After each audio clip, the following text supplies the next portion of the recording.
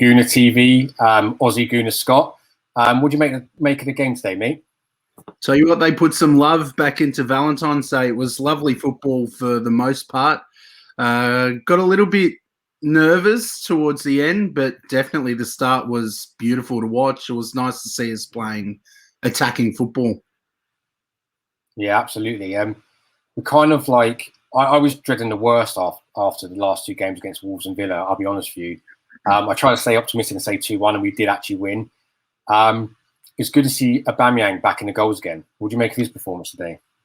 He was lethal, and he looked really happy at the end. He's been well supported by the club with the things that have been going on off the field. The fans, for the most part, have been really supportive. So, you know, a happy Aubameyang is a clinical Aubameyang, and a clinical Aubameyang helps us achieve things. So to see him score that hat-trick, and he got unlucky. It should have been 4 hitting the post, but, yeah, you know, we'll take a hat-trick any day, won't we? Yeah, definitely a win. For me, Saka was, you know, obviously Aubameyang got the hat-trick, but Saka, I mean, I'm running out of like words for this kid. He's come through our youth system. He's 19 years old. And I mean, he ran the show today. Like, you know, he's got to be worth 40, 50 million pounds in today's market. What do you make of his performance? Yeah, for 40, 50 million sounds quite cheap. I think 100 million, when you look at what English players are going for, you know, he's just looking so mature, so sensible. It's like he's been playing at the top for 10 years. The maturity he has, the silky smooth passing, and the way he ran, he was really unlucky with that first penalty that got overturned. I think if that was Arsenal, would that have been overturned? I thought that as well. I thought that was a penalty. If that would have been in the middle of the pitch, that would have been a free kick, definitely. Yeah, I was really shocked to see that happen because, you know, when they go and check the monitor, which is rare, you feel that they're only overturning it for a clear and obvious error.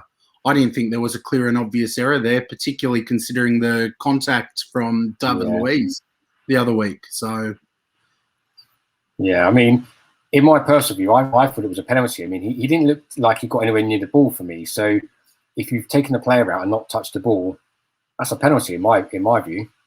Yeah, and it wasn't heavy contact, but when you start setting the precedent that minimal contact is going to result in penalties and red cards, well, you have to be consistent. And I think that's a frustrating thing. You just want consistency from the refs, from VAR. Yeah, I think that's the thing, isn't it? I mean, who's a Southampton defender?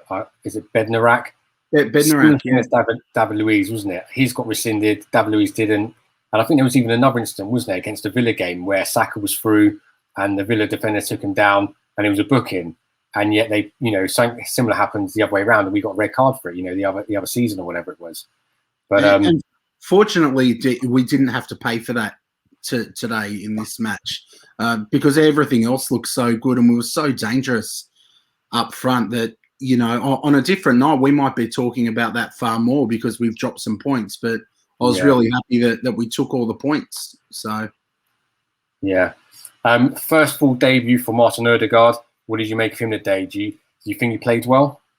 I was a little bit surprised by the lineup, to be honest, to see Emile Smith-Rowe, Ødegaard and Saka all up there behind Aubameyang. But I thought the three of them behind Alba were really dynamic. Ødegaard had some really nice exchanges with Ceballos. Don't know if that's the Real Madrid connection.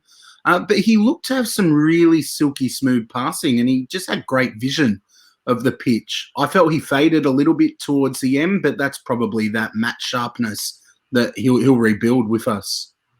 Yeah, absolutely. I mean, he missed, he had a chance thinking about the first 5 minutes and he had that chance against the Villa when he put it over the bar where I felt he could have scored. Yeah. What's your sort of opinion on him? Do you think, you know, the jury's still out on him? Let's wait till the end of the season. Or would you buy him straight away or not buy him? Look, I think, and we're seeing with Man City at the moment, no De Bruyne, but no problems for them. Depth is so important in this league, particularly in the current season where the fixtures are coming up thick and fast. I think we need quality depth.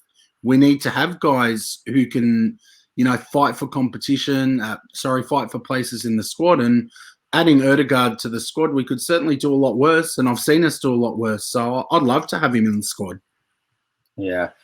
Going back to what you said about the team selection, I was surprised as well that he played Odegaard and Emil Smith-Rowe. Do you think that might have been because Pepe had that sort of falling out with Alioski, and obviously what he said pre-match that he's happy to meet up with his old friend again? Do you think Arteta just left him out just to save us another potential red card if he got under his skin? Yeah, it can go two ways when there's that kind of personal battle. I mean, Pepe might have come out and had an absolute blinder because he was fired up. But there's also that risk that he gets entangled in that again. We have a red card and we're in trouble.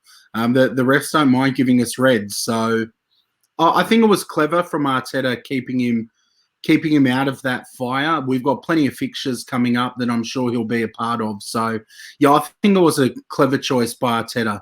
I'm not going to argue with him on that one. Yeah.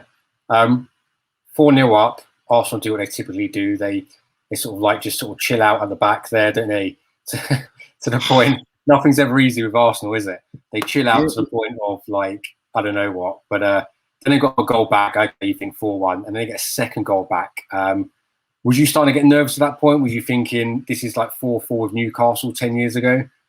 You know what? The game kicked off at 5:30 in the morning. 3:30 in the morning down here. So I was a few coffees in when we were 4-0 up. But tell you what, when that second goal went in, I was a little bit jumpy. I just put out a tweet praising the team, saying how good we looked. And then the two goals come in, and you think, oh goodness, not again! Please, not again. But I think in all seriousness, that's something Arteta and the board have to look at, because that, to me, is what's separating us from a lot of the big boys who are up playing in the Champions League. That capitulation, that mentality, just that little bit of focus when we concede. We seem to lose the plot when a goal goes in. So we might have to address that.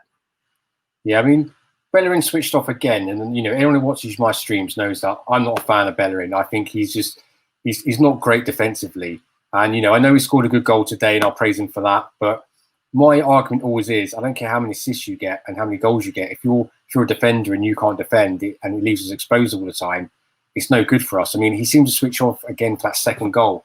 What do you make of him? Would you sell him, or would you keep him, or what's your thoughts about Bellerin? To me, there aren't many players in the squad who are untouchable, and I wouldn't sell for the right price, depending on what kind of offer came in for Bellerin. But, I know he switched off and was responsible for one of the goals, but there are a lot of things in the build-up where players switch off. Xhaka, towards the end of the game, got a little bit sloppy with some of the passes. Ceballos started to look fatigued. So it has to be the whole team as well taking accountability. You've got to kind of cover for your weakest link. So I do agree he was at fault, and I would sell him if the right offer came in, but only if those funds are going to be reinvested. There's no point selling him for a big sum and then that money going over to the LA Rams. So, if we're reinvesting it and we're bringing in quality, sure, go for it. But if we're not going to bring in anyone better, don't do it. Yeah. We move on. We've got Benfica on Thursday. It was supposed to be a away game, I think, but it's been played in Rome now. Do you think we'll get through that game? I hope so. There have been a lot of people saying, forget about the league, that's done, just focus on the Europa League. And it is a good avenue back to where we want to be. But, I think we need to focus on everything. And I'm hoping Arteta goes with a strong lineup against Benfica, because we can definitely beat them. We can beat anyone on our day. We've got some quality players. So I'm confident of a result. Could be famous last words. But, I'm hoping we can get the business done. Yeah, I think going back also with what you said about the capitulation and stuff like that, I mean, we've got Man City next Sunday. If we play like that, or we do that against City, we're going to get hammered by a cricket score.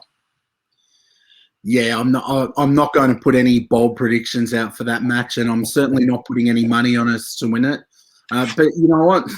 Stranger things have happened over the years. I'm not going to say we have absolutely no chance, because you never know. And Aubameyang, bit of confidence, the young players behind. We've got some quality players too. Yeah. Just to finish off with you, mate, I'm gonna wrap it up because I know you're early down there. Was it 6:15 or whatever? Who's your man of the match today? Has to be Aubameyang. Saka close second, but Aubameyang with the hat trick, hitting the post. Considering what's gone on, Auba all day long.